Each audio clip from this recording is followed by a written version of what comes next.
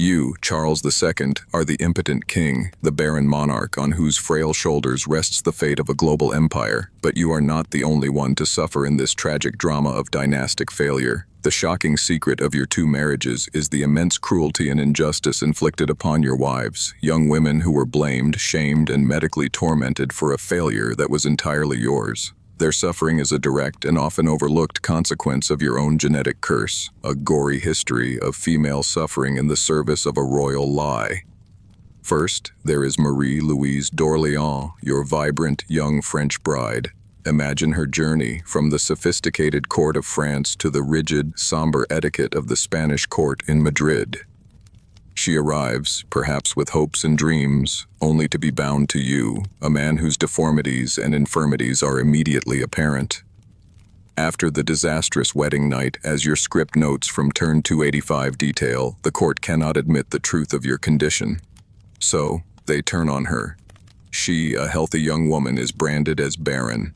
The human endurance required of her, to live in a foreign court, married to a man she likely pities or fears, while being publicly blamed for the lack of an heir, is immense. You watch as she is subjected to a battery of humiliating and often painful medical interventions. She was forced to drink disgusting herbal concoctions, your script states, undergo painful procedures, and endure the constant scrutiny of a court that desperately needed her to produce an heir that her husband was biologically incapable of providing.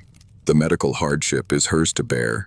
A series of bizarre and useless treatments prescribed by physicians either ignorant of the real problem or complicit in the court's deception. The psychological toll, as your script notes, is devastating. Marie-Louise, once described as vivacious and intelligent, became withdrawn and depressed. She spent her days in prayer begging God for a miracle that would never come. One quirky detail, or rather a sinister historical theory, is that she may have been slowly poisoned by the stress treatments and fertility medicines forced upon her. Her mysterious death at the age of 26 is a source of scholarly debate. Was it appendicitis, as some now think, or something more nefarious, a convenient end for a failed queen? After Marie-Louise's death, the desperate need for an heir leads to your second marriage, to Maria Anna of Neuburg.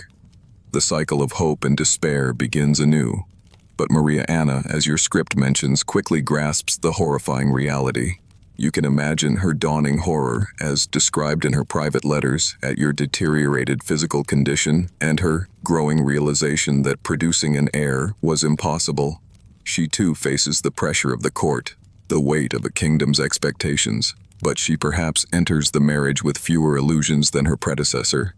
Her suffering is not one of naive hope being crushed, but of being knowingly trapped in a hopeless, politically charged situation. The shocking secret is how these two women become the primary victims of the court's need to maintain the fiction of your virility. Their bodies, their emotional well-being, their very lives, are sacrificed to protect the fragile ego of a failing dynasty. They are blamed for your genetic shortcomings, forced to undergo painful cures for your infertility, and live with the constant pressure and scrutiny of a desperate court. Their quiet suffering, their tears in the bedchamber, their withdrawn depression, are the hidden human cost of your royal curse, a story of female endurance and sacrifice that is as tragic as your own. Your life as Charles II of Spain begins, and you immediately become intimately acquainted with the most infamous legacy of your Habsburg bloodline, the Habsburg Jaw. This is not some minor cosmetic imperfection. It is a severe, debilitating deformity, a condition doctors call mandibular prognathism, but which you, and everyone around you, will come to know simply as a constant, inescapable source of pain, difficulty, and humiliation. The shocking secret is not just that your jaw is deformed, it's that this deformity will dictate the very mechanics of your daily existence, starting with the most basic human function, eating. Imagine yourself, a young boy, then a man, sitting down to a meal. For you, this is not an act of pleasure or simple sustenance. It is an ordeal. Your lower jaw juts out so dramatically, so far forward, that your top and bottom teeth do not meet. In fact, they don't even come close. As your script notes from turn 285 vividly describe, the top row sat completely behind the bottom row. This makes chewing, in any effective sense, impossible. Now try to picture this in your own body. Feel the constant dull ache of a misaligned jaw, the way your facial muscles are permanently strained. This is your constant state of being, a medical hardship you are born into. Every meal becomes a production, a testament to your profound physical limitations. Palace kitchens, as your script notes mention, had to prepare his food like baby mush, everything pureed, mashed, or liquid. You, the king of the most powerful empire on earth, are unable to eat an apple, a piece of bread, or a slice of meat like a normal person. Instead, you are fed softened, pre-masticated style foods, a diet more suited to an infant or a toothless old man. The human endurance required to simply face each meal, knowing the struggle that awaits, is immense. But even with pureed food, the ordeal is not over. Because your jaw protrudes so far that your lips cannot properly meet, you cannot form a seal around your mouth. Soup would leak from the corners of his mouth, your script states. Solid food would just fall out. This isn't a private struggle. It is a public humiliation. At every meal, especially formal state dinners, you are surrounded by servants whose specific job is to stand by with a napkin, constantly, discreetly, or not so discreetly, dabbing at the saliva and food that inevitably dribbles down your chin. You are a king, yet you must be attended to like a helpless child, your inability to perform the simple act of eating without assistance laid bare for your entire court and for foreign ambassadors to witness. The scholarly debate often considers the full extent of the Habsburg Jaw's impact, not just on Charles II, but on generations of his ancestors.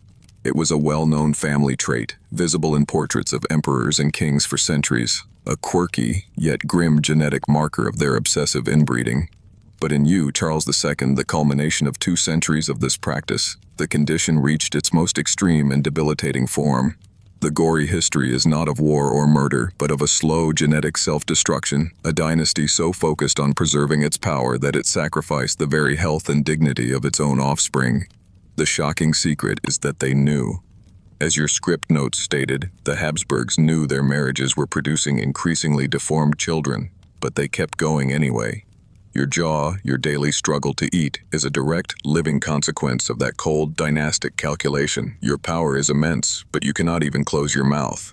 The private, daily struggle of eating with your deformed Habsburg jaw is one thing, but you are Charles II, King of Spain, and your life is not a private one. You are the center of a grand ceremonial court, and royal dinners are not merely for sustenance. They are crucial political events, displays of majesty, power, and regal grace. For you, however, these feasts become the stage for your most profound and public humiliation, a shocking secret that undermines your authority with every messy, laborious bite. Imagine yourself at the head of a long, magnificent table in the Royal Alcazar of Madrid. The hall is ablaze with candlelight, glinting off silver platters, crystal goblets, and the rich jewels of the assembled Spanish grandees and foreign ambassadors. The finest foods the empire can provide are laid out before you, but you cannot enjoy them.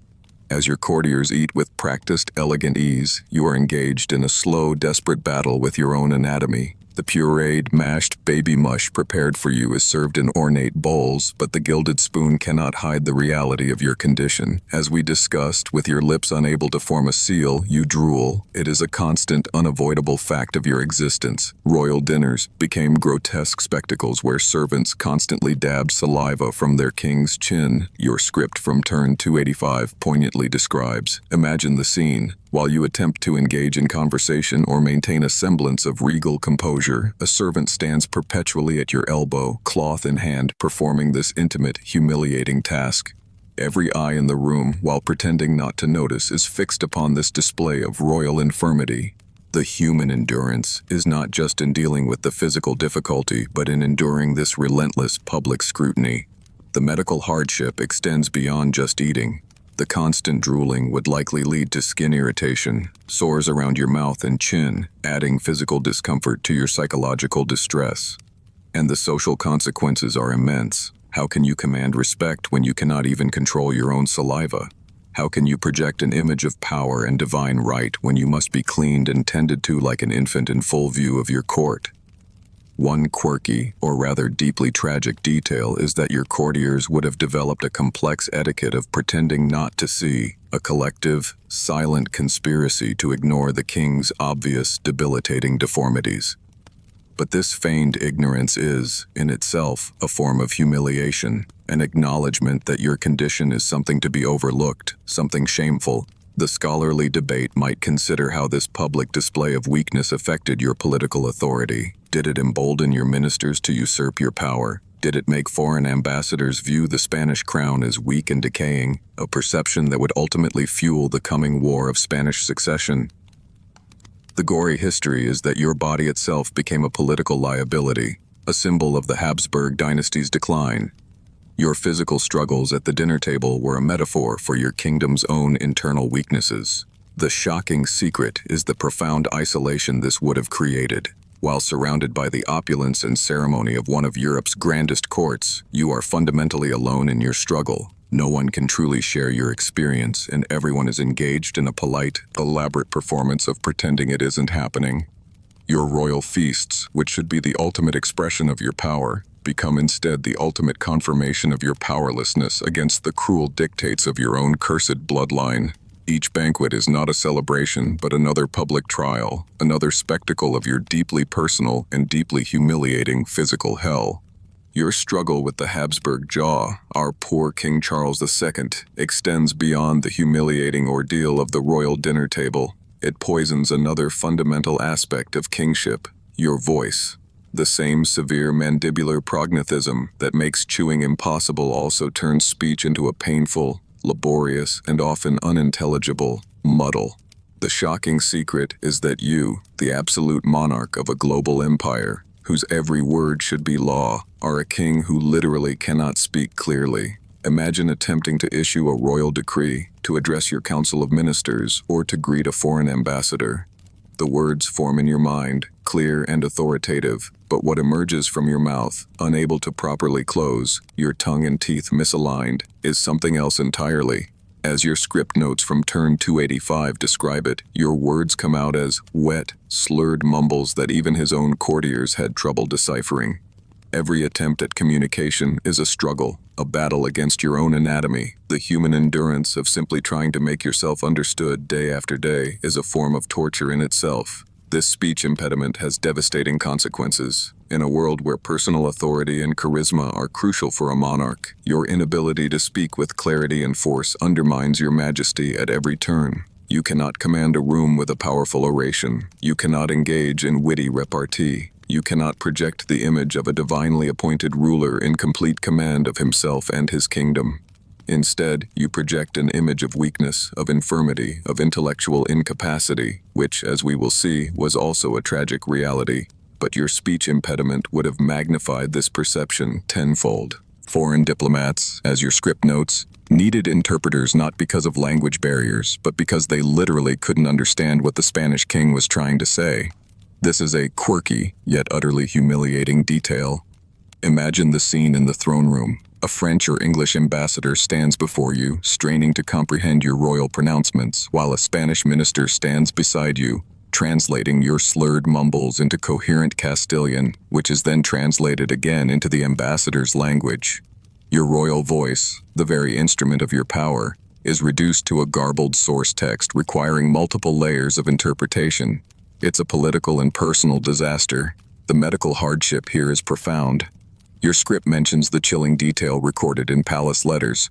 Charles's own mother, Queen Mariana, wrote letters describing her terror that her son might choke to death on his own tongue during sleep. Your tongue, oversized in a mouth that cannot properly contain it, is not just an impediment to speech but a potential instrument of your own accidental death. You, a king, are considered a choking hazard in your own bed. The scholarly debate might consider if this speech impediment contributed to your isolation and emotional withdrawal. If every attempt to speak is a frustrating struggle, it is perhaps easier to simply remain silent. The shocking secret is the utter helplessness this created. You have the authority to sign documents that can change the lives of millions across the globe, from Manila to Mexico City, from Brussels to Naples. Yet you cannot reliably or clearly communicate a simple sentence to the person standing in front of you. Your power is immense in theory, but profoundly, physically, and humiliatingly constrained in practice. The curse of your Habsburg blood has not only twisted your jaw and starved your body, It has stolen your voice, leaving you a mumbling, slurring phantom on one of the most powerful thrones in the world. Beyond the notorious Habsburg Jaw and the speech impediment it caused your entire physical form, our unfortunate King Charles II is, as your script from Turn 285 so aptly states, a mess, a body that defied nature. The shocking secret that unfolds throughout your life is that the genetic curse of your inbred lineage has not just targeted one feature. It has systematically warped your entire physical being, creating a vessel so frail, so disproportionate that a modern person, accustomed to the norms of human physiology, would find it an almost unendurable prison. Imagine looking in a mirror. You are now in your 30s, theoretically in the prime of a man's life, but what you see staring back is, as your script describes, like a sick child who had been stretched and twisted by some cruel force. You are short, barely reaching 5 feet tall, yet this isn't the compact stature of a healthy dwarf. It is a stunted, underdeveloped frame, and the proportions, as your script notes, were completely off. Your head is massively oversized compared to your frail body, a heavy burden that your neck so weak it could barely support the weight struggles with constantly. You can feel this top-heavy imbalance, this constant strain. Then, you look at your limbs. They are stick-thin and appeared almost skeletal, lacking the muscle and substance of a healthy adult. In contrast, your torso is oddly compressed and hunched, your spine so severely curved that you appear permanently hunched over. This isn't just poor posture. It is likely a combination of severe scoliosis and kyphosis, congenital spinal deformities, the medical hardship of which would include chronic pain, difficulty breathing as your rib cage is compressed, and, of course, a profoundly altered and, in the eyes of your court, unkingly appearance. You are carrying, as your script beautifully puts it, an invisible burden, the burden of generations of genetic damage. The human endurance required to simply inhabit this body is a daily struggle. Every movement is an effort. Standing for long periods during ceremonial duties would be an agony for your back and weak legs. Even sitting on your throne might offer little comfort if your spine is twisted and your muscles are in constant, low-level spasm. One quirky detail that some historians and medical analysts infer from your portraits and descriptions is that you likely suffered from a host of related issues: weak joints, poor circulation, and a compromised immune system, making you susceptible to constant illness. The scholarly debate, often involving geneticists and medical historians analyzing Habsburg portraits and historical accounts, confirms that these were not random afflictions, but a textbook case of inbreeding depression, where harmful recessive genes, which would normally be masked in a more diverse gene pool, become expressed with devastating frequency. You, Charles II, are the ultimate, tragic result of this long-term genetic experiment.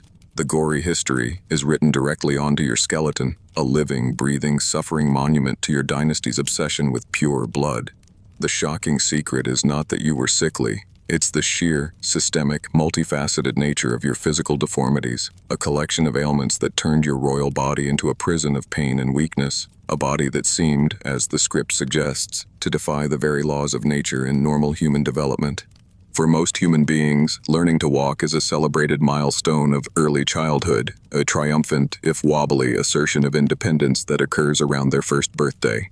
But for you, Charles II of Spain, born into a body ravaged by generations of inbreeding, this most fundamental of human abilities is a distant, almost unattainable goal. The shocking secret of your early childhood, a stark indicator of the profound developmental delays that plagued you, is that Charles couldn't even walk until he was 8 years old. Imagine yourself, a young boy, prince and heir to a global empire. You watch other children, perhaps the sons and daughters of nobles at court, running, jumping, playing. But you are confined, your weak skeletal limbs unable to support your own body weight, your oversized head making balance a near impossibility. You spend nearly a decade of your life, as your script notes from Turn 285 so powerfully state, unable to support his own body weight. Your world is one of being carried, of sitting, of observing life from a frustratingly stationary position. The medical hardship is profound, a combination of hypotonia, low muscle tone, skeletal deformities, and likely neurological issues stemming from your genetic inheritance. Your first steps, when they finally come around the age of 8, are not a moment of unbridled joy, but another demonstration of your body's profound limitations. It is, as your script describes, more of a stumbling shuffle. Imagine the immense effort, the intense concentration required for you to simply move from one side of a room to another. You lurch, you stagger, your balance precarious. You use furniture for support like an elderly man, your small hands gripping the edge of a table, the back of a chair, just to stay upright. Every hallway is a perilous journey, every room a challenge to be navigated. The human endurance of simply learning to ambulate, a task most children achieve unconsciously, is for you a monumental multi-year struggle. The royal court, a place of rigid etiquette and physical grace, would have been a particularly cruel environment for you. While courtiers would bow and scrape, their eyes would surely register your unsteady gait, your lurching movements.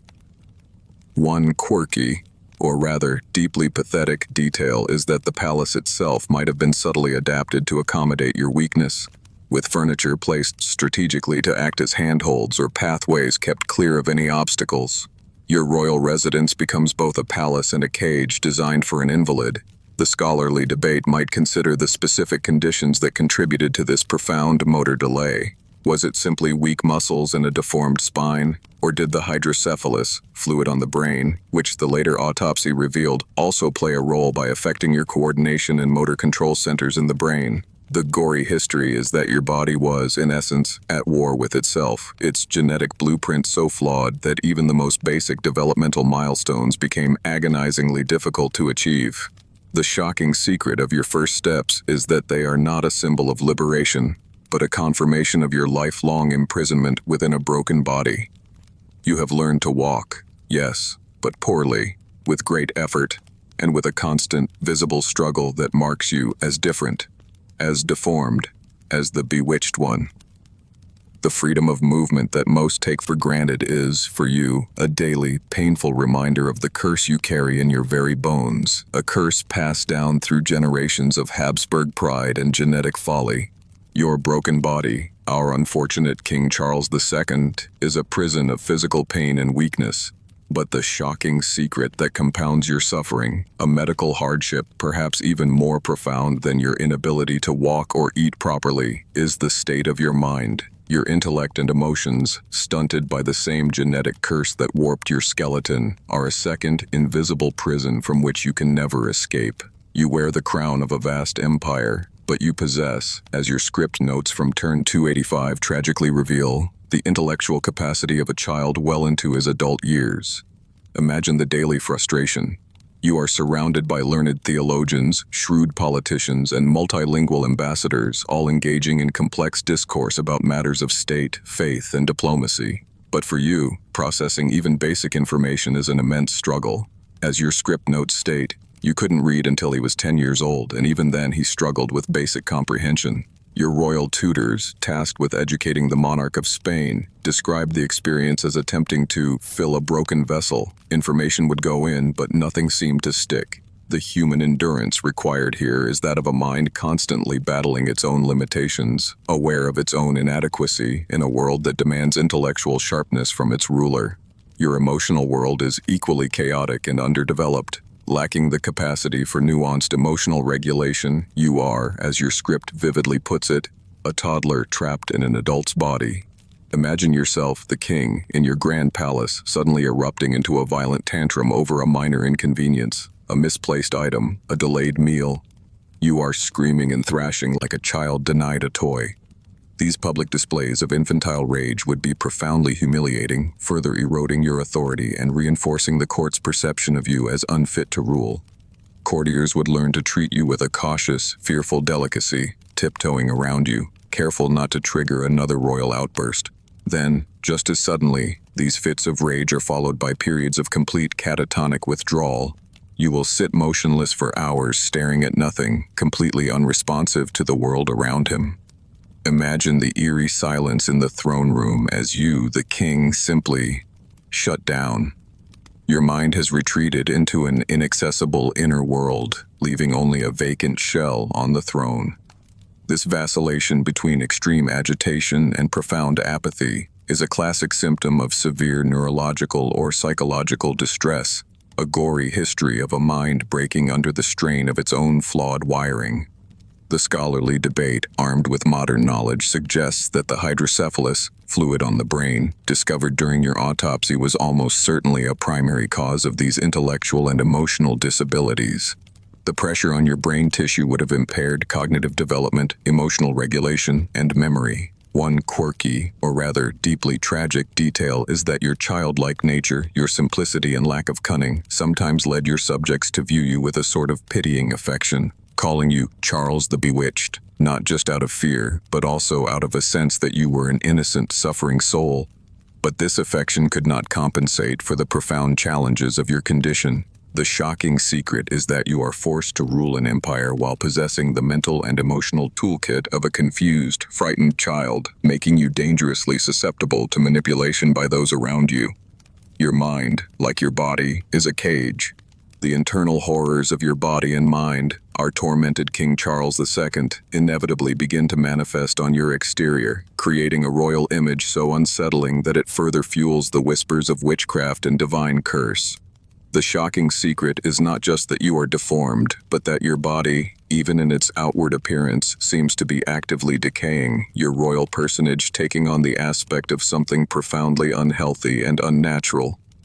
Imagine yourself preparing for a public appearance, a court ceremony, or to sit for an official portrait. You look into a silver mirror, and the reflection is a grim testament to your genetic curse. As your script notes from turn 285 state, even your hair betrayed his genetic damage. It grew in thin, patchy clumps that fell out regularly, leaving him with a scalp that looked more like a diseased animal's hide than a royal crown. You are the King of Spain, yet you suffer from severe alopecia, a medical hardship that leaves you prematurely balding, your scalp visible and perhaps unhealthy beneath the sparse, fragile strands of your famously fair Habsburg hair. This visible decay creates a nightmare for the court painters tasked with immortalizing your image. They are, as your script notes, forced to use creative liberties in his official portraits. Imagine the artist studying your face, your form, and then carefully, diplomatically, improving it on the canvas. They would soften the prognathism of your jaw, fill out your thin hair, give a healthier color to your pallid skin, and attempt to bestow a regal dignity upon an expression that was more often one of pain, confusion, or childlike vacancy. One quirky detail is that we can trace your physical decline through these portraits. Despite the artist's best efforts to flatter, the progressive nature of your infirmities is undeniable. Your face growing more elongated, more gaunt, your expression more haunted as the years pass. The human endurance is in facing the world every day in this failing body. Your skin, likely pale and prone to sores. Your eyes, perhaps weak and watery. Your overall appearance, one of frailness and chronic illness. The scholarly debate, looking at these portraits, often tries to diagnose your specific ailments from the visual evidence, a form of historical medical analysis.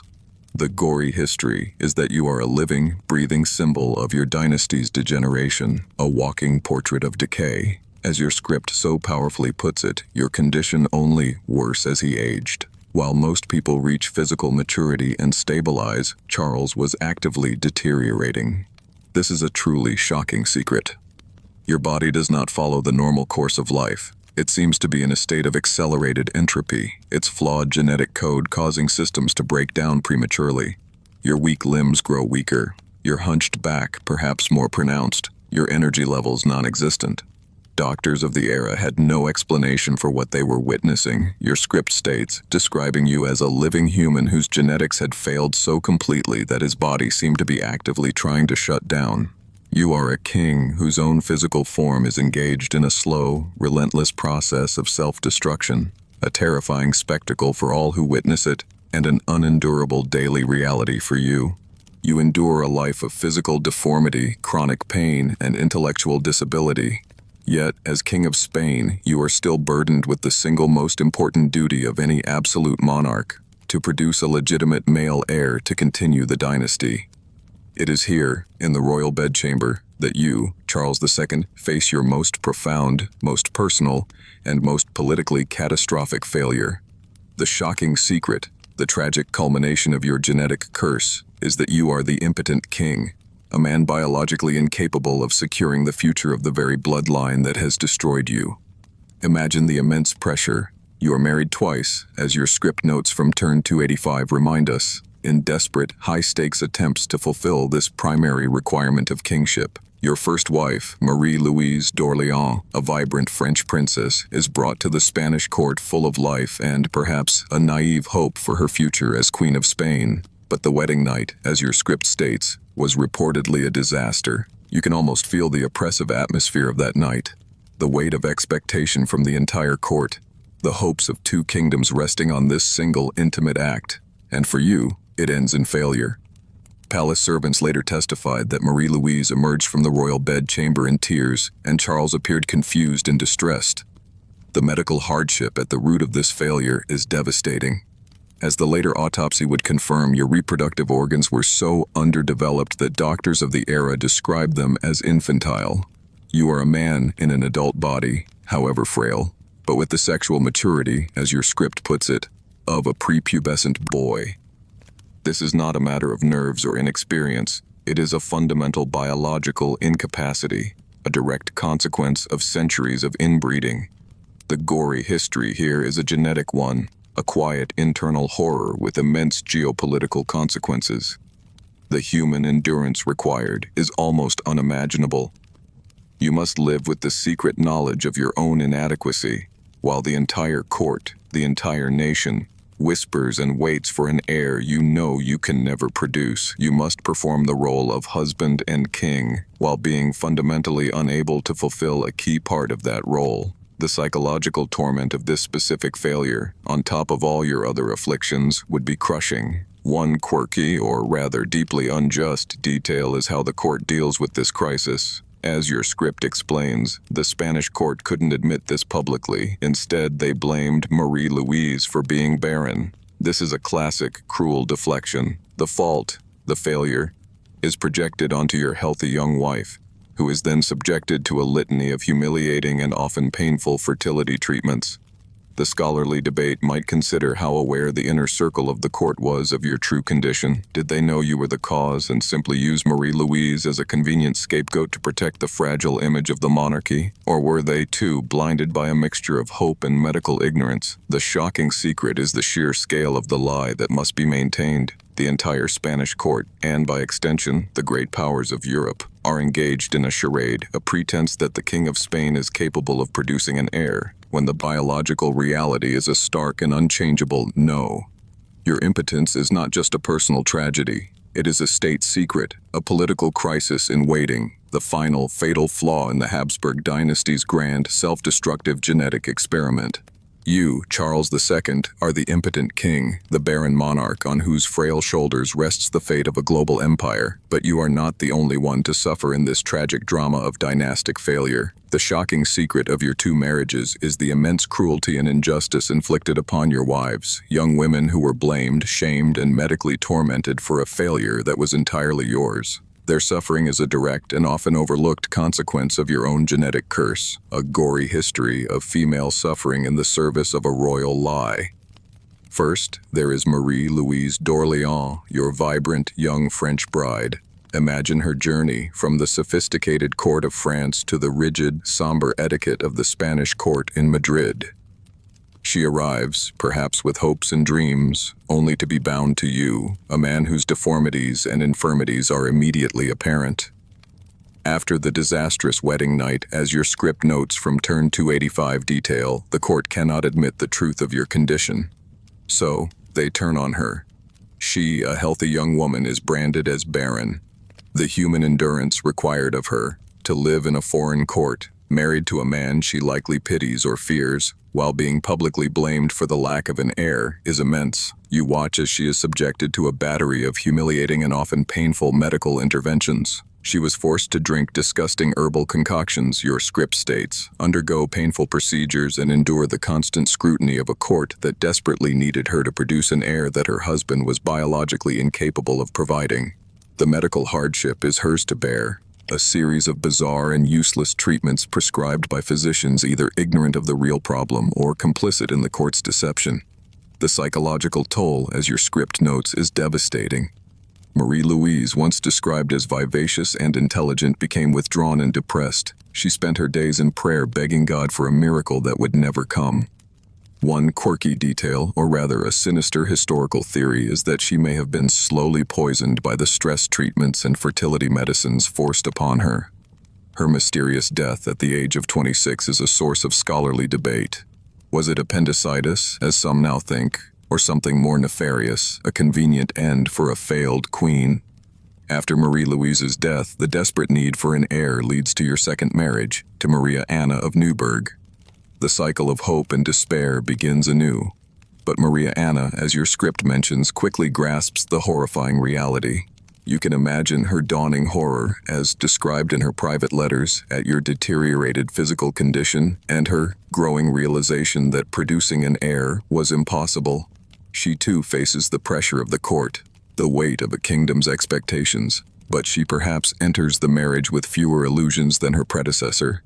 Her suffering is not one of naive hope being crushed, but of being knowingly trapped in a hopeless, politically charged situation. The shocking secret is how these two women become the primary victims of the court's need to maintain the fiction of your virility. Their bodies, their emotional well-being, their very lives are sacrificed to protect the fragile ego of a failing dynasty. They are blamed for your genetic shortcomings, forced to undergo painful cures for your infertility, and live with the constant pressure and scrutiny of a desperate court. Their quiet suffering, their tears in the bedchamber, their withdrawn depression, are the hidden human cost of your royal curse, a story of female endurance and sacrifice that is as tragic as your own. The pressure on your Spanish court, King Charles II, is immense. Your queens have been blamed, but still, no heir appears. And so, the full force of 17th century medical ingenuity, religious desperation, and pure magical thinking is brought to bear upon your frail, failing body. You are now the subject of an endless and often humiliating series of attempts to cure your infertility and your other ailments. The shocking secret is not that these cures failed, but the bizarre, painful, and deeply intrusive nature of the attempts themselves, a true medical hardship that adds another layer to your lifelong torment. Imagine the procession of physicians. As your script notes from turn 285 state, they brought in the best doctors from across Europe. Each one arrives with his own pet theories, his own prestigious reputation to uphold, and his own set of often contradictory remedies. You, the king, are poked, prodded, and examined like a laboratory specimen. They analyze your urine, your blood, through dangerous bloodletting, your diet, your humors. They prescribe complex and often disgusting herbal concoctions, perhaps containing exotic ingredients or even powdered minerals, none of which have any effect on your underlying genetic condition. But when mainstream medicine fails, your desperate court turns to more esoteric sources. They consulted ancient fertility texts, your script says, and even attempted magical remedies. This is where the gory history of pre-scientific belief takes a strange turn. Perhaps astrologers are consulted to determine the most auspicious times for you to attempt conception. Perhaps alchemists are hired to create powerful, and likely toxic, elixirs. Perhaps folk healers are brought in with their strange charms, amulets, and incantations, each promising a miracle cure. The human endurance required to subject yourself to this parade of quackery, to swing between false hope and inevitable disappointment, would be psychologically devastating. The most humiliating aspect of this ordeal, as your script highlights, is the focus on your sexual incapacity. You are subjected to humiliating examinations where physicians prodded and measured his genitals, trying to find some way to make them functional. Imagine this scene, you, the absolute monarch, forced to endure this intimate, invasive scrutiny by a group of grave-faced men, your most personal, physical failings becoming the subject of clinical discussion and desperate experimentation. This is a profound stripping of royal dignity, a reduction of the king to a malfunctioning biological specimen. One quirky, or rather deeply pathetic detail is the sheer range of things that were likely tried. From special diets and prayers to specific saints, to perhaps even stranger folk remedies involving animal parts or other bizarre ingredients, the court would have left no stone unturned in its desperate quest. The scholarly debate might consider how much of this was driven by genuine, if misguided, medical inquiry versus how much was pure superstition or even cynical performance by those who knew the situation was hopeless but had to be seen to be doing something. The shocking secret is that this entire years-long medical and magical nightmare was utterly futile. As your script notes, nothing worked because the problem wasn't medical, it was genetic. All the prayers, all the potions, all the humiliating examinations could not alter the fundamental, catastrophic truth written into your DNA. You are trapped in an endless cycle of painful, useless cures for a condition that has no cure. Your body a canvas upon which the full extent of 17th century medical ignorance and desperation is painted in excruciating detail. Your life is not just a tragedy of birth. It is also a long, drawn-out tragedy of treatment. You have now endured the humiliation of 2 failed marriages, the constant public scrutiny of your physical infirmities, and the desperate, often bizarre, medical attempts to cure your infertility. You, Charles II, are the king of a global empire, yet you cannot fulfill the most fundamental duty of a monarch, to produce a legitimate male heir. The shocking secret that now hangs over your court, and indeed over all of Europe, is that your inevitable childless death is no longer a private tragedy, but a geopolitical time bomb, a catalyst for what will become one of the continent's most devastating conflicts, the War of the Spanish Succession. Imagine yourself sitting on your throne in Madrid, weak, in pain, and profoundly alone. Beyond the walls of your palace, the vultures of Europe, as your script notes from turn 285 aptly describe them, are circling. Every major royal house, the Bourbons of France, the Austrian Habsburgs, even the House of Savoy and the Wittelsbachs of Bavaria, is meticulously calculating its claim to your vast inheritance. Your impending death without a direct heir is not a matter for quiet sympathy. It is the most significant political opportunity of the age. Ambassadors whisper in secret, treaties are covertly drafted, and armies are quietly put on alert, all just waiting for your failing body to finally give out. The human endurance required of you is to live with this knowledge, to know that your personal medical hardship is the subject of cold political calculation in every capital from Paris to Vienna. Your suffering is not a reason for compassion, but a signal for ambition. You are the sick man of Europe, and the heirs presumptive are already measuring the drapes in your palaces. One quirky, or rather deeply macabre, detail is the constant stream of diplomatic reports sent back from Madrid, minutely detailing every aspect of your failing health, your coughs, your fevers, your increasingly feeble steps. Each symptom, a bulletin eagerly read by foreign kings planning their next move. The gory history that is brewing is immense. The War of Spanish Succession, the conflict that your death will ignite, will last for over a decade, 1701 to 1714, and engulf the entire continent in a bloody conflagration, killing hundreds of thousands. The very thing your dynasty sought to prevent by its centuries of inbreeding, the fragmentation of its power and lands, is now the guaranteed outcome of that same genetic obsession. Your inability to produce an heir, a direct result of their quest for pure blood, will ironically lead to the dismemberment of the Spanish Empire they so desperately sought to preserve. The scholarly debate often centers on your own awareness and involvement in these succession plots during your final years. Did you understand the magnitude of the disaster your death would unleash? Did you have a preferred successor, or were you too ill, too confused, too manipulated by the warring factions within your own court, the pro-French and pro-Austrian parties, to make a coherent decision? Your final will, which ultimately named the French Bourbon candidate Philip of Anjou as your heir, is itself a subject of intense historical debate. Was it your true wish, or were you coerced in your final, weakened state? The shocking secret is the sheer scale of the international crisis your personal biological failure has created. You are not just a dying king. You are the collapsing keystone in the arch of European power politics. The vultures are not just waiting for you to die. They are ready to tear the world apart over your corpse. Your personal hell confined within your broken body is about to explode and consume an entire continent in the flames of war. Your body is failing, your mind is often clouded, and your 2 marriages have failed to produce an heir, leaving your vast empire poised on the brink of a catastrophic war. The best physicians from across Europe, with their university learning, their Latin texts, and their arsenal of purges, bleedings, and herbal concoctions, have all proven utterly useless against the profound, systemic ailments wrought by your Habsburg blood. And so, as often happens when science and reason reach their limits, your court, in its desperation, turns away from the natural and embraces the supernatural. The shocking secret, now whispered with increasing conviction in the corridors of the Alcazar, is that your condition is not medical. You are, as your script notes from turn 285 state, possessed by demons. Imagine the shift in atmosphere. The hushed consultations of physicians are replaced by the fervent prayers and solemn pronouncements of priests and confessors. Your physical deformities, your intellectual disabilities, your infertility, your chronic illnesses, all are reinterpreted through a new, terrifying lens. They are no longer seen as tragic congenital afflictions, medical hardship, but as the malevolent work of witchcraft, the physical manifestations of an infernal presence residing within your royal body. The gory history of your genetic decay is now given a new, supernatural narrative.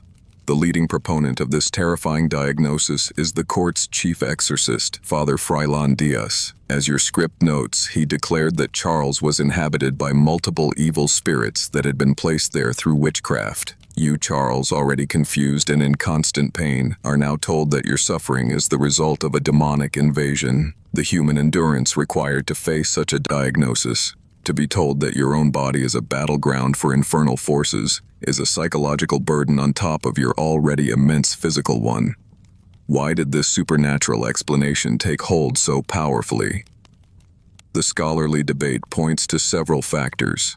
Firstly, the sheer extremity of your condition defied 17th century medical understanding. It seemed unnatural, monstrous. Secondly, the deeply religious and often superstitious culture of Habsburg Spain provided fertile ground for such beliefs. In a world where the devil was a very real and active presence, demonic possession was a plausible explanation for otherwise inexplicable suffering. One quirky, or rather deeply revealing detail is that the exorcists even tried to identify the source of the curse, sometimes blaming your mother, Queen Mariana, or foreign political factions for having bewitched you. And thirdly, a supernatural diagnosis offered a twisted kind of hope where medicine had offered none. If your ailments were caused by demons, then perhaps they could be expelled by the power of God through the rituals of the church. The exorcist, not the physician, now becomes the primary figure in your treatment. This shift marks your descent into a new, even darker chapter of your tortured life. The shocking secret is how readily your court and perhaps even you yourself, in your suggestible, childlike state, embraced this terrifying explanation. It was easier perhaps to believe you were battling demons from hell than to confront the even more horrifying truth that you were battling the inescapable demons hidden within your own DNA, a curse passed down not by a witch, but by your own revered ancestors. The stage is now set for one of the most bizarre and disturbing series of events ever to unfold in a European royal court, the public exorcisms of a king. The diagnosis has been made. You are not merely sick, Charles. You are possessed. Your broken body is a vessel for demonic forces. And so, the treatment begins. But the shocking secret of your exorcisms, as your script notes from turn 285 reveal, is that they weren't conducted in some hidden chapel. Instead, they were transformed into full-scale theatrical productions held in the throne room, shattering the last vestiges of your royal dignity and turning your profound personal and spiritual agony into a grotesque public spectacle. Imagine this surreal and horrifying scene. You are in the grand throne room of your palace in Madrid, but you are not seated on the throne dispensing justice. You are the subject of the day's main event. The room is filled with assembled nobles, high-ranking clergy, and even foreign dignitaries, all forced to watch their king writhing on the floor while priests screamed Latin incantations over his convulsing body. This isn't a private religious rite. It is a public demonstration, a bizarre piece of political and religious theater designed to show that the church and the monarchy are actively fighting the evil that afflicts you, and by extension the kingdom. The chief exorcist, Father Diaz, takes center stage. The rituals, as described in contemporary accounts, are aggressive and physically demanding. As your script notes, he might begin by forcing Charles to drink holy water mixed with ground-up religious relics. Imagine being forced to swallow this concoction, essentially, as your script puts it, dirty water filled with bone fragments. The immediate medical hardship is that you become violently ill. You vomit, you shake, you might even lose consciousness. But to the priests and perhaps to the horrified onlookers, this is not a natural reaction to ingesting a contaminated substance. It is interpreted as demons fighting the holy substances. Your physical sickness is twisted into proof of your supernatural affliction. The human endurance required to withstand these ceremonies, which could last for hours, is staggering, especially for someone in your already frail condition. You are not a passive recipient of prayers. You are an active, tormented participant. You are subjected, as your script describes, to aggressive physical manipulations as priests attempted to literally wrestle demons from his flesh. They press crucifixes against your skin until you scream. They splash you with holy water. They force you to recite prayers in Latin, a language your limited intellectual capacity can barely comprehend. The gory history is this sanctioned holy torture inflicted upon a king in full view of his court. One quirky, or rather profoundly disturbing, detail is the potential psychological effect on the onlookers. What did a foreign ambassador write in his secret dispatches home after witnessing the King of Spain convulsing on the floor, being physically manhandled by priests? How did this spectacle of royal degradation and religious fanaticism affect the perception of Spanish power and stability? The scholarly debate often considers whether these public exorcisms were a genuine act of faith on the part of the court, or a desperate, cynical performance designed to deflect blame for the king's condition and the looming succession crisis away from the Habsburg dynasty and onto supernatural forces. The shocking secret is the complete and utter demolition of the royal mystique. The king's body, meant to be sacred, a symbol of divine order, is turned into a public battleground, a site of grotesque, almost carnivalesque, religious theater. Every shred of personal dignity is stripped from you as you become the centerpiece of this horror.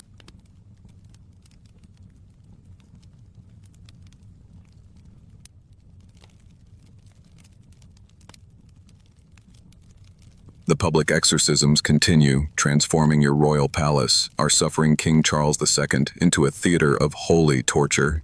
Your script notes from turn 285 give us a glimpse into this bizarre world where wrestling with your demons became a literal, physical struggle. The shocking secret is the sheer variety and intensity of the methods used, blurring the line between a sacred rite and a brutal interrogation, all aimed at expelling the infernal spirits believed to inhabit your broken body. Let's delve deeper into the mechanics of this holy torture. You are in the throne room surrounded by priests and onlookers. The medical hardship you endure is not just from your underlying conditions, but from the cures themselves. As we've seen, you are forced to ingest foul concoctions, but the physical assault doesn't end there. Imagine the scene.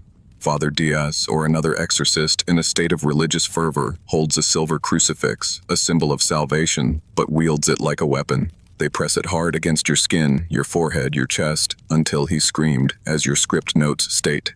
The burns or welts left behind are not seen as injuries, but as marks of the demon's recoil from a holy object. Your pain is proof of the ritual's efficacy. You are doused repeatedly with holy water, the cold shock of it on your feverish skin perhaps causing you to shudder or cry out, again interpreted as a reaction from the demons within.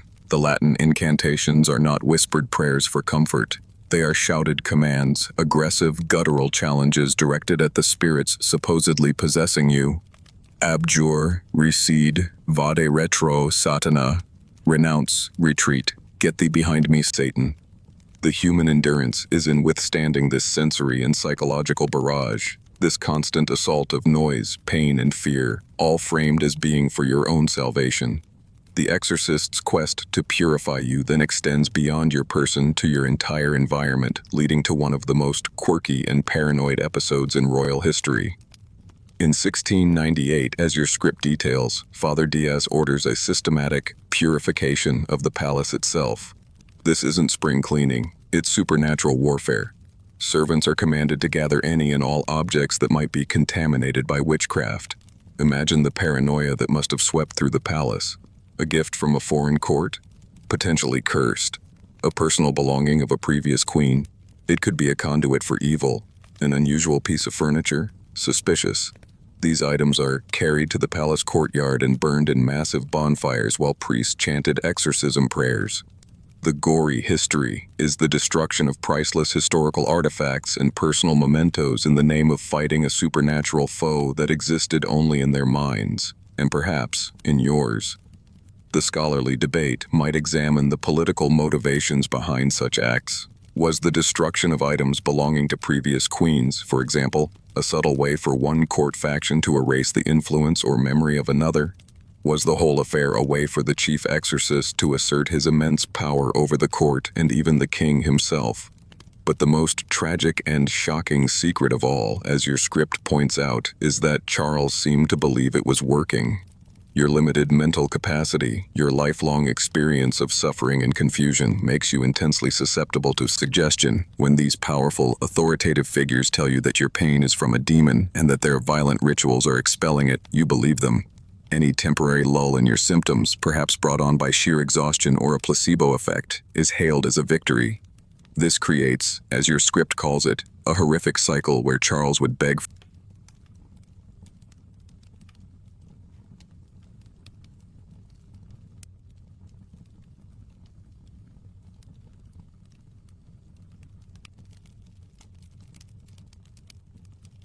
the bizarre and terrifying campaign to cure you, King Charles II, by wrestling demons from your flesh, reaches its surreal climax in 1699. After countless hours of agonizing public exorcisms, shouted incantations, and the burning of royal artifacts, your chief exorcist, Father Frylan Diaz, declares a momentous, if utterly delusional, victory. The shocking secret, as your script from Turn 285 details, is his proclamation that he had successfully identified and expelled 47 different demons from Charles's body. This is not a metaphor. It is presented as a literal spiritual head count. Imagine the scene. You are lying exhausted, perhaps semi-conscious, after yet another grueling session. Father Diaz, sweating and triumphant, stands over you and announces his findings to the credulous, terrified court. Each of the 47 demons, he claims, supposedly had a specific name and had been responsible for different aspects of Charles's condition. This is the quirky tidbit of this whole affair pushed to its most absurd extreme. Perhaps one demon was responsible for your Habsburg Jaw, another for your weak legs, a third for your infertility, a fourth for your intellectual difficulties. Your complex genetically induced medical conditions are neatly categorized and assigned to a caste of infernal squatters. The medical hardship of your life is transformed into a demonological checklist. This triumph is, of course, a complete fabrication, a product of religious fanaticism, superstition, and perhaps a desperate need by the court to create a narrative of success in the face of your obvious and accelerating physical decline. The scholarly debate might consider whether the exorcists themselves believed their own claims, or if it was a cynical manipulation to maintain their power and influence over the king and the court. Did they genuinely believe they were fighting a spiritual war, or were they simply putting on the greatest show in Spain? For you, Charles, the result is the same. The human endurance you have shown through this marathon spiritual assault, as your script calls it, leaves you utterly depleted. You are so exhausted by this supposed triumph over your inner demons that you collapsed and didn't speak for 3 days. Your body, already ravaged by its genetic curse, has been pushed to its absolute limit, not by disease alone, but by the very cure designed to save you. You have won a spiritual battle, but your physical body has all but lost the war. The gory history here is the profound, tragic irony of it all. As your script so powerfully concludes, while Charles was being subjected to medieval torture disguised as spiritual healing, he was also deteriorating rapidly from actual medical conditions that 17th century science couldn't understand. The exorcists may have declared victory over 47 named demons, but they were powerless against the real culprits, the accumulated genetic errors of centuries of Habsburg inbreeding, the very pure blood that was supposed to be the source of your royal power. The shocking secret of this moment of triumph is its utter hollowness. It is a victory over phantoms, a celebration of delusion. The demons may have been expelled, but your suffering continues, your body continues to fail. The exorcisms have provided no real cure, only more pain, more exhaustion, and a false narrative to mask the terrifying biological truth of your condition. Your supposed liberation from demonic possession is merely a prelude to your final, very real.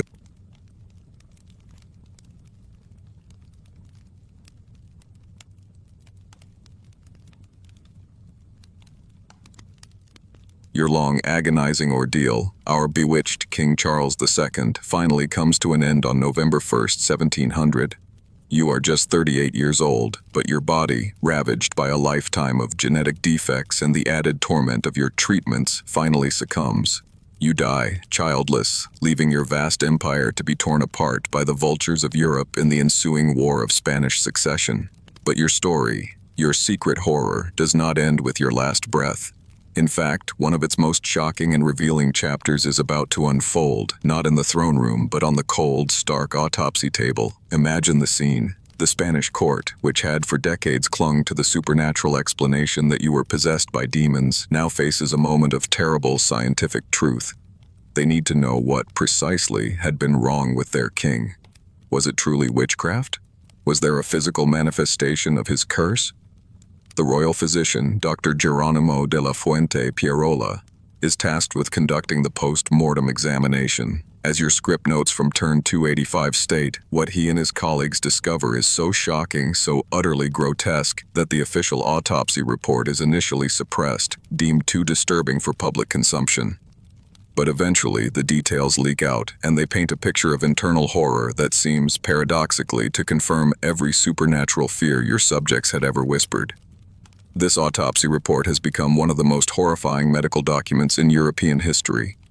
It is a clinical, yet profoundly disturbing catalog of a body that had been systematically failing from the inside out since birth. The gory history here is not of battle wounds or torture marks, but of a biological system in a state of catastrophic collapse. You, the listener, are now invited to peer over Dr. Pierola's shoulder as he makes his first incisions, revealing the medical hardship that you, Charles, had endured silently internally for 38 long years. The first discoveries are startling enough. Your heart, the very engine of your body, is described by Dr. Pierola as being no larger than a walnut, shriveled and blackened like a piece of burned meat. A normal adult heart weighs around 300 grams. Yours, the report implies, weighed less than 50. It's a quirky, or rather, deeply tragic detail that physicians marveled he had been able to circulate blood at all. Your lungs are found to be corroded and gangrenous, filled with fluid and rotting tissue. The smell emanating from your open chest cavity is reportedly so foul that several assistants have to flee the room. But the most disturbing discoveries, as your script notes, are found in your abdomen. Your intestines are described as putrefied and gangrenous, essentially rotting inside your body long before your death. You had one single, atrophied testicle, black as coal, confirming the biological basis for your lifelong infertility. Your kidneys, your liver, your spleen, all are described as being unusually small, diseased, or malformed. The scholarly debate today, looking at these descriptions through a modern medical lens, points to a cascade of organ failure, likely stemming from a host of congenital and chronic conditions, all rooted in your extreme inbreeding. The shocking secret revealed by the autopsy is the sheer, overwhelming totality of your physical afflictions. This was not one single problem, it was a systemic multi-organ failure. You were not just a man with a deformed jaw or weak legs. You were a walking collection of internal horrors, a living testament to genetic decay. As Dr. Pierola delves deeper, the full, grotesque picture of your suffering and the almost unbelievable human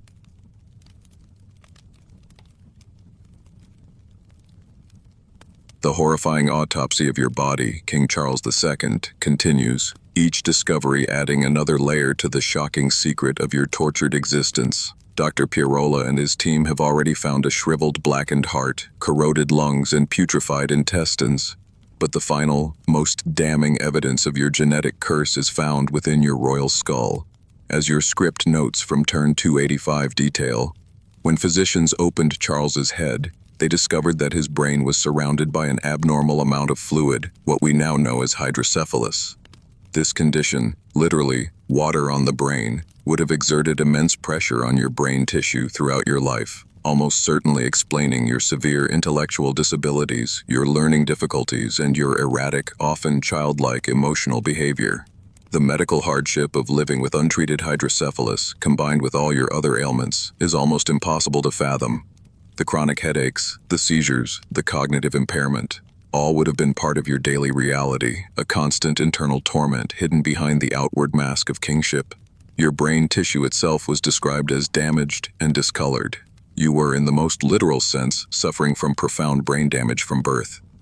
Dr. Geronimo de la Fuente Pierola, after cataloging this litany of internal horrors, concludes his report with a statement that, as your script notes, sent shockwaves through European courts. It is a statement of utter medical astonishment. "It is a miracle this body sustained life for so long," he writes, "as it contained not a single healthy organ. This is the ultimate reality check. You were a king whose entire physical being was a catalogue of decay and dysfunction. The human endurance was not yours in overcoming adversity, but the sheer, stubborn biological impulse of your body to simply keep functioning against all odds." But here is the final, tragic irony. This scientific medical evidence, which should have provided a clear, if horrifying, natural explanation for your condition, instead did the opposite. The autopsy findings were so extreme, your script highlights, that they actually reinforced supernatural beliefs rather than dispelling them. Imagine the mindset of the 17th century Spanish court. They are presented with the description of a body so comprehensively diseased, so utterly ravaged, that it defies their understanding of nature. Their conclusion? How could someone survive with organs this damaged unless dark forces were involved? The medical evidence in their eyes seemed to prove that Charles truly had been cursed, just not in the way anyone expected. The physical reality was so grotesque that it looped back around to confirm the very superstitions that had led to your ritualized torment through exorcism. One quirky, or rather deeply revealing detail is how this reinforced the narrative of your piety. You were seen as having endured a lifelong battle against a literal demonic assault on your body, a holy war waged within your very flesh.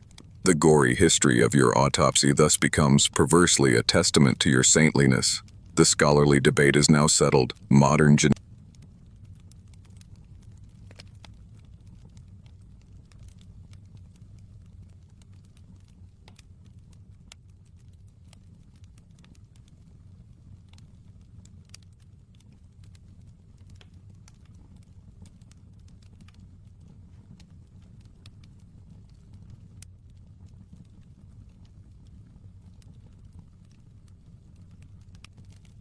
The autopsy is complete. The horrifying catalog of your internal maladies has been documented, a testament to a life lived in constant systemic medical hardship. Your court, and indeed much of Europe, might cling to supernatural explanations of witchcraft and demonic possession to make sense of your grotesque suffering. But you, the modern observer placed within this historical narrative, now understand the true and far more chilling, shocking secret. Your curse, Charles II, was not from hell, it was from your own family. It was your blood, your pure Habsburg blood, the very source of your royal authority, that was also the inexorable source of your lifelong agony and your empire's ultimate crisis. Let us reflect on the staggering irony at the heart of your story, an irony your script notes from turn 285 so perfectly capture. A dynasty that spent centuries concentrating power through inbreeding ultimately lost everything because their final king couldn't even perform the basic biological function required to continue their line. For 200 years, your ancestors, the Habsburgs of Spain and Austria, had pursued a deliberate policy of marrying within the family, uncle to niece, first cousin to first cousin, all to achieve one goal: to keep their vast lands, their immense wealth, and their political power consolidated, to prevent their inheritance from being diluted or lost to rival dynasties. They were obsessed with the purity of their bloodline. The gory history is that this obsession, this political strategy, was also a catastrophic genetic experiment. With each successive generation of inbreeding, the chances of harmful recessive genes pairing up and expressing themselves increased exponentially. The Habsburg Jaw became more pronounced. Other physical and mental frailties became more common. You, Charles II, were the culmination of this process, the final, tragic product of centuries of genetic self-destruction. Your body was a living museum of the price of purity, the human endurance of your dynasty in continuing this practice despite the increasingly obvious negative consequences for their offspring, is a testament to the blinding power of ambition. And the ultimate price was not just your personal suffering, however profound. As your script notes, your death without an heir, a direct result of your inbreeding-induced infertility, plunged Europe into one of the deadliest conflicts of the early 18th century. The War of Spanish Succession, fought over your vast and now leaderless empire, lasted over a decade and killed hundreds of thousands. Your personal biological tragedy became a continental catastrophe. The dynasty's attempt to preserve its power through genetic isolation led directly to its extinction and a devastating Europe-wide war. One quirky but telling detail is to look at your family tree.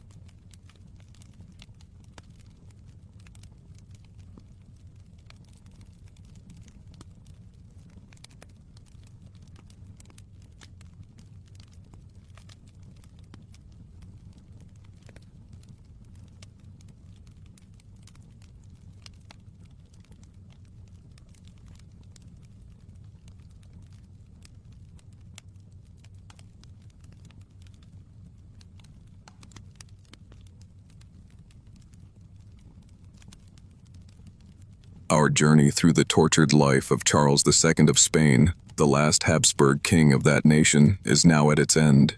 You have, in your imagination, inhabited his broken body, a vessel ravaged by the shocking secret of centuries of dynastic inbreeding. You have felt the daily humiliation of his Habsburg jaw, the inability to eat or speak with dignity. You have experienced the profound weakness of his deformed frame, the agony of simply trying to walk. You have confronted the frustration of a mind trapped in childhood, the political impotence of a king unable to produce an heir, and the terrifying, holy torture of exorcisms designed to cure a curse that was written not by demons, but by genetics. His was a gory history, unlike almost any other monarch's, a life of relentless medical hardship where every breath was a struggle. We asked at the beginning, could you, a person of our time, survive even a day in his place? The answer is almost certainly no. Your modern mind, accustomed to a world of science, would recoil at the supernatural explanations and treatments he endured. Your modern body, even if afflicted by illness, would likely never experience such a comprehensive, systemic biological collapse. The human endurance of Charles II, simply to have lived for 38 years, was, as his own physician noted, a dark miracle. As the shadows of his 17th century Spanish court now recede, as the images of a weak, drooling king and his stern-faced exorcists fade into the gentle quiet of your own surroundings, let the full weight of his tragedy settle, and then allow it to drift away. His suffering is over. The great war his death unleashed is a distant chapter in the annals of history. The Habsburg dynasty in Spain, for all its pride and obsession with purity, is no more. What remains is the story, a profound and disturbing cautionary tale. It serves as a stark reminder of the consequences of placing power, politics, and dynastic ambition above basic human well-being. But now, it is time to leave that world of pain and paranoia behind. In the safety and comfort of your own bed, there are no such curses, no such physical torments. There is only the stillness of the night, the soft rhythm of your breathing, and the gentle invitation to find peace. May the story of poor, bewitched Charles II serve not to trouble your rest, but to deepen your appreciation for the simple, profound blessing of a healthy body and a sound mind as you now let go and drift into a calm, untroubled, and restorative sleep.